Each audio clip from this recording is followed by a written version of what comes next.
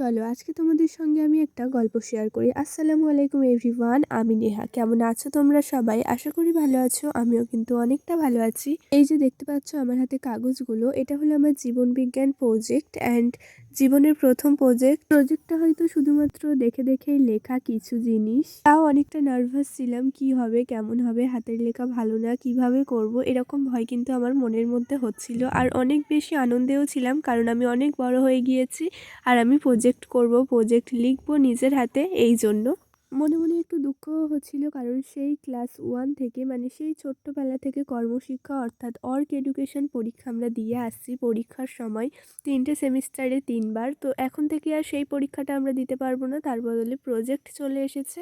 আর এটা এখন হতেই থাকবে, আর সেগুলো ফিরে আসবে না। তো আমার হাতের লেখা খুব একটা ভালো না, অনেক চিন্তায় ছিলাম আর মনে মনে ভয়ও হচ্ছিল, তাও কিন্তু করেছি আর আমি ভীষণ ভালো হয়েছে। আমি কখনো ভাবতেই পারিনি যে আমি এত সুন্দর লিখতে পারবো আর এত সুন্দর গুছিয়ে সব কিছু করতে পারবো। তো আমি অনেক খুশি ছিলাম, বারবার দেখছিলাম ওটা আর ভাবছিলাম যে কখন এত বড় হয়ে গেলাম। কিন্তু বিশ্বাস করো, আমার বড় হতে একদমই ইচ্ছা করে না। আমার ছোটবেলাতে ফিরে যেতে ইচ্ছে করে, সেটা কখনো সম্ভব না এটা জানি, কিন্তু আমার বড় বেলা একদমই ভালো লাগে না। আমার ছোটবেলাটাই অনেক সুন্দর ছিল আমার মনে হয়। তো এই ইচ্ছাটা তো কোনোদিনও পূরণ হবে না, সেটা আমিও জানি আর তোমরাও জানো। তো তোমার জীবনে কোন সময়টা বেস্ট, কমেন্টে বলতে কিন্তু ভুলো না।